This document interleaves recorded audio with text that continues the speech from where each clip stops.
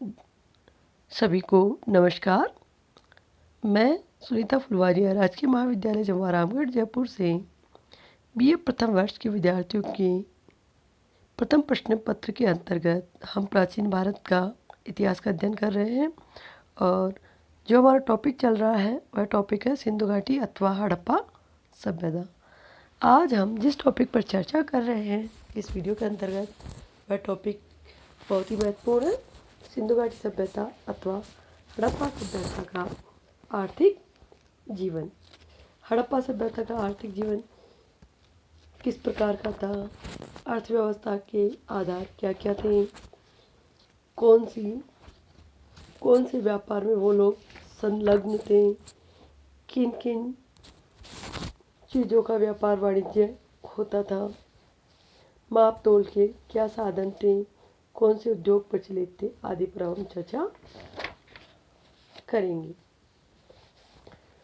सिंधु घाटी सभ्यता अथवा हड़प्पा सभ्यता के लोगों का जीवन कृषि और पशुपालन पर टिका हुआ था। इस सभ्यता के लोग दूध से बनी वस्तुएं, गेहूँ, जौ, मांस, कछुए, भेड़ आदि का मांस खाते थे। लोग आटा को चक्की से पीसकर सिलबट्टे से आटा पीसते थे। इस सभ्यता के लोग खजूर की खेती भी करते थे। कृषि सभ्यता के आर्थिक विकास का मूल आधार कृषि उत्पादन था। कृषि में अधिशेष जो उपयोग लेने के बाद जो शेष बचता उसे हम अधिशेष कहते हैं। अधिशेष था। इस काल में कांसा नामक धातु के औजारों को अनाज की खेती करने में काम में लिया जाता था। कांसा एक मिश्र धातु है।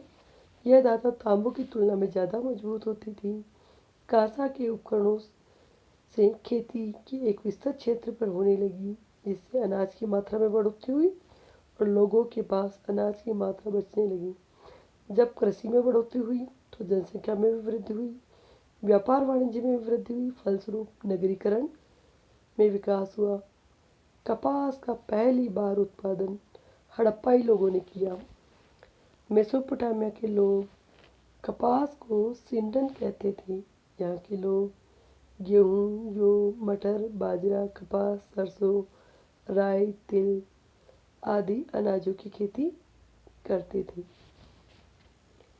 इस चित्र के माध्यम से आपको बताया गया कृषि में जब वृद्धि होती है तो जनसंख्या में वृद्धि होती है, व्यापार वाणिज्य में वृद्धि होती है, जिसका परिणाम नगरीकरण का विकास।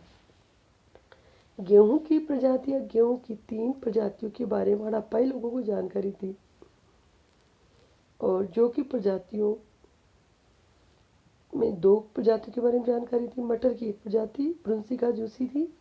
कृषि क्षेत्र में सभ्यता के लोगों को फसल बदल बदल कर बोने तथा उर्वरता को बनाए रखने की पद्धति की जानकारी थी। कालीबंगा से प्राक हड़प्पा कालीन जुते हुए खेत के साक्ष्य में 2 फसलों के साक्ष्य प्राप्त हुए हैं। खेती का समय अक्टूबर नवंबर से अप्रैल माह था।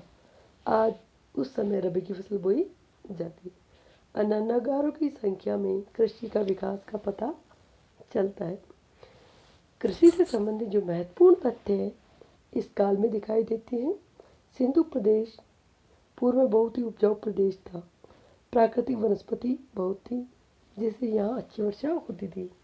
यहाँ के वनों से ईंट पकाने, इमारत बनाने, लकड़ी के बड़े पैमाने पर काटी जाती थी, जिसके कारण वनों का विस्तार घटता सा गया। कृषि आंतरिक एवं बाहरी व्यापार के संतुलन पर आधारित थी। एक साथ 2 फसलों की खेती, हल का प्रयोग, फसलों की विविधता सिंधु प्रदेश की अनूठी विशेषता थी। सिंधु नदी में प्रतिवर्ष बाढ़ आती थी, जिसके कारण सिंधु प्रदेश की मिट्टी उपजाऊ थी। यहाँ से हमें कोई फावड़ा जैसा उपकरण नहीं मिला, किंतु लकड़ी के हल के साक्ष्य मिले। कालीबंगा से जुते हुए खेत, बनवाली से मिट्टी के हल जैसा खिलौना मिला है। मोहनजोदड़ो हड़प्पा से अनाज के भंडार मिले। सिंधु सभ्यता के लोग खरबूजा, तरबूज, अनार, नींबू से भी परिचित थे। 4वीं शताब्दी ईसा पूर्व सिकंदर ने कहा था, सिंधु नामक स्थान सिंधु सभ्यता के उपजाऊ क्षेत्रों में गिना जाता था। हल्की रेखा के प्रमाण कालीबंगा से मिले हैं, बनवाली से, जो कि उन्नत किस्म प्राप्त हुई है। मोहरों पर रेखांकन किए तथा मणिमूर्तियाँ संकेत देती कि लोगों को वृषभ के बारे में जानकारी थी। इस आधार पर पुरातत्वविद यह मानते हैं कि खेत जोतने के लिए बैलों का प्रयोग होता था। चोलिस्तान, बनवाली, हरियाणा से के मिट्टी के बने हल के प्रमाण मिले हैं। अफगानिस्तान शोर्तगोई नामक स्थान से नहरों के कुछ अवशेष मिले हैं, लेकिन नहरों के प्रमाण सीमित मात्रा में ही मिले हैं। तो कहा जा सकता है सिंचाई का कार्य कुओं के पानी से प्राप्त होता होगा। इसके अलावा धोलावीरा गुजरात से मिले जलाशयों का प्रयोग संभवतः कृषि के लिए जल संचयन के लिए किया जाता था। अनाज पीसने के लिए काम में ली गई चक्कियाँ चित्र में दिखाई गई है। भोजन तैयार करने की प्रक्रिया में अनाज पीसने के यंत्र, उन्हें आपस में मिलाने के मिश्रण, पकाने के लिए बर्तनों की आवश्यकता थी। ये बर्तन पत्थर, मिट्टी, धातु से बनाए जाते थे। हड़प्पा स्थल मोहनजोदड़ो में उत्खननों से अवतल चक्कियाँ बड़ी संख्या में मिली हैं। यह अनाज पीसने का एकमात्र साधन प्रतीत होती है। दो प्रकार की चक्कियाँ मिली हैं। एक वे जिन पर एक छोटा पत्थर आगे पीछे चलाया जाता था, जिससे अनाज पीसा जाता था। दूसरी वे जिनका प्रयोग केवल सालन तरी बनाने में किया जाता था अथवा जड़ी बूटियाँ एवं मसाला कूटने के लिए किया जाता था। सभ्यता में पशु पालन। हड़प्पा स्थलों से मिली जानवरों की हड्डियों में मवेशियों, भेड़, बकरी, भैंस, सुअर की हड्डियाँ शामिल हैं। ये जानवर पालतू थे। जंगली जानवर जैसे सुअर, हिरण, घड़ियाल की भी हड्डियाँ मिली हैं। हम यह नहीं जान पाए कि हड़प्पा के निवासी स्वयं इन जानवरों का शिकार करते थे या अन्य आखेटक समुदायों से इनका मांस प्राप्त करते थे। मछली तथा पक्षियों की हड्डियाँ भी मिली हैं। इन सभ्यता के लोग घोड़ा, कुत्ता, खच्चर आदि जानवरों के बारे में जानते थे। कालीबंगा से ऊँट की अस्थियाँ मिली हैं। कुबड़ वाला बैल सबसे प्रिय पशु था। घोड़ा पालने के स्पष्ट प्रमाण नहीं मिले, लेकिन हाथी को पालतू जानवर मानने के प्रमाण प्राप्त हो चुके हैं। लोथल रंगपुर से घोड़े की मूर्ति, सूरकोटड़ा से अस्थिपंजर प्राप्त हुए हैं। हड़प्पा सभ्यता में यातायात के साधन। हड़प्पा सभ्यता में व्यापार वाणिज्य सुव्यवस्थित और जीवन स्तर अवश्य ही ऊंचा रहा होगा, क्योंकि संचार प्रणाली अत्यंत विकसित थी और अर्थव्यवस्था सुदृढ़ थी। हड़प्पा सभ्यता में लोग अनेक प्रकार के यातायात साधनों का प्रयोग करते थे। उन्नत व्यापार के साथ साथ सिंधु सभ्यता से संबंधित विभिन्न स्थलों का दूर दूर स्थित होना भी इस बात का प्रमाण है कि वहाँ पर आवागमन के अच्छे साधन थे। आवागमन के साधनों में लोग आसानी से परस्पर संपर्क बनाए रखते थे। वे आने जाने के लिए स्थल एवं जल मार्गों पर चलने वाले यातायात के साधनों का प्रयोग करते थे। वे सिंधु नदी के रास्ते तथा उससे जुड़ी अन्य नदियों के माध्यम से नौकाओं का प्रयोग आने जाने एवं आंतरिक व्यापार के लिए करते थे। नौकाएं लकड़ी की बनी हुई होती थी तथा उन्हें चप्पू से खींचा जाता था।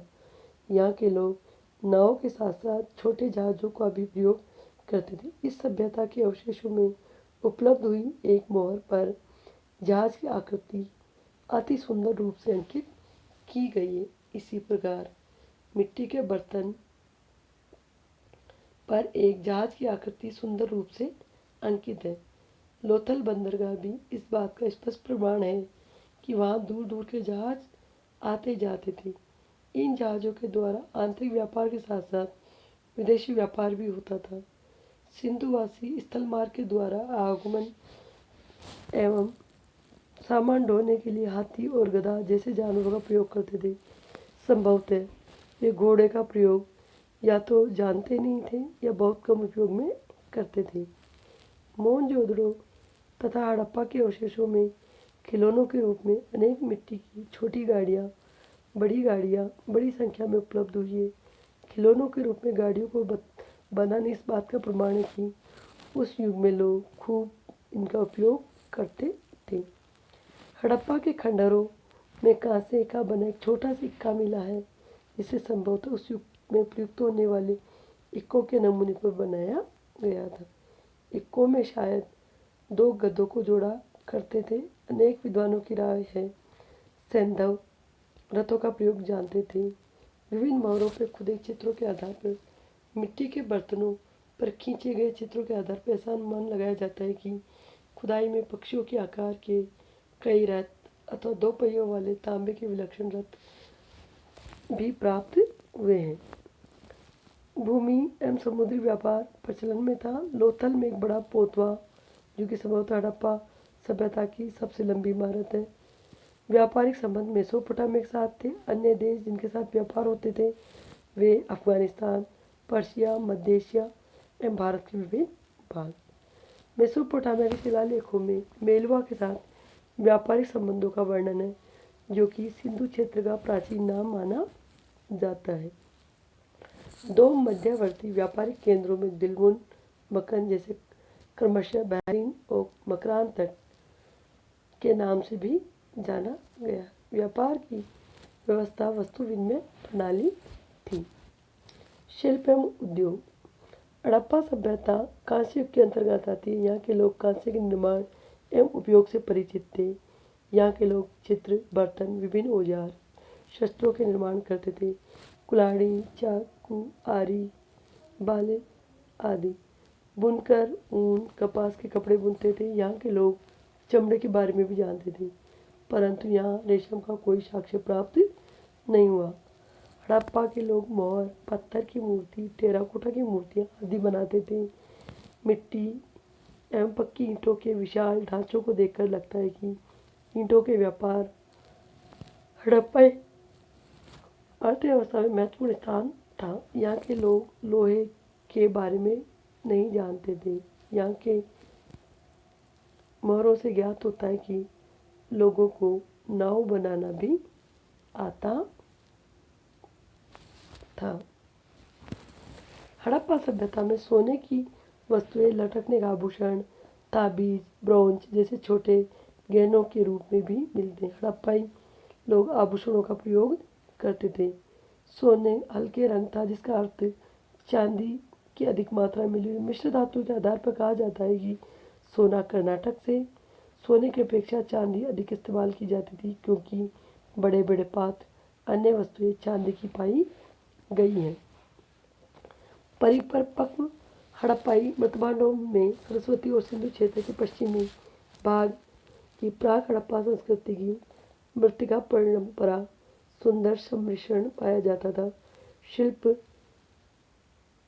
कला में मृतभांड काफ़ी उन्नत था। अधिकांश बर्तन चाक पर बनाए जाते थे। बड़े बड़े संचय पात्र भी बनाए गए थे। चमकीली लाल सतह पर काले रंग के चित्र चित्रित किए गए थे। इन पर ज्यामितीय आकृतियों में पेड़ पौधे, जीव जंतुओं के अलावा कुछ कथाओं के चित्र भी अंकित हैं। लगभग 2500 से अधिक मोहरें पाई गई हैं। ये शेलखड़ी की बनी थी। इन पर अधिकांशतः एक पशु चित्रित है, जैसे एक श्रृंगी, सांड, हाथी, गेंडा, लेकिन कुछ मुद्राओं पर अर्धमानवीय मानवीय आकृतियाँ भी चित्रित है। कहीं पर मनुष्यों की अनुष्ठान भी शामिल होते दिखाई देता है। शिल्प की एक अन्य फलता फूलता उद्योग था। समुद्र के किनारे पे शिल्पी शुक्तियों, सीपियों, कोड़ी की तरह कई प्रकार के आभूषण बनाते थे, जैसे अंगूठियाँ, कंगन, जड़ाऊ, मनके, गहने, मालाएं आदि। इस प्रकार हम देखते हैं कि शिल्प और उद्योग काफ़ी विकसित अवस्था में दिखाई देता है। सभ्यता के लोगों ने अपने खुद की वजन और माप प्रणाली विकसित की थी, जो 16 के गुणज पर आधारित थी। बाजारों के अंतर्गत जो सामान का लेन देन होता था, उसका बाकायदा वजन भी किया जाता था और माप भी की जाती थी। और माप तोल के जो प्रमाण हमें प्राप्त हुए हैं, स्केल प्राप्त हुए हैं, बाट प्राप्त हुए हैं, और जो बाट जो मिले थे वो 16 के गुणज पर आधारित है। अन्य उद्योग धंधे सिंधु घाटी सभ्यता में कौन से थे? पत्थर, तांबे, कांसे से अनेक वस्तुएं बनाई जाती थी। अनेक स्थानों पर तांबा राजस्थान और बलूचिस्तान से आयात किया जाता था। शिल्पकार मूर्तियां, बर्तन, औजार जैसे कुल्हाड़ियां, आरियां, चूल्हे वाले बनाते थे। सूती कपड़ों का भी निर्माण किया जाता था। कपड़े की छपाई और सूत की कताई भी होती थी। मकान और नौकाएं बनाकर भी लोग जीविका कमाते थे। सुनार, सोना, चांदी और कीमती पत्थरों से गहने बनाते थे।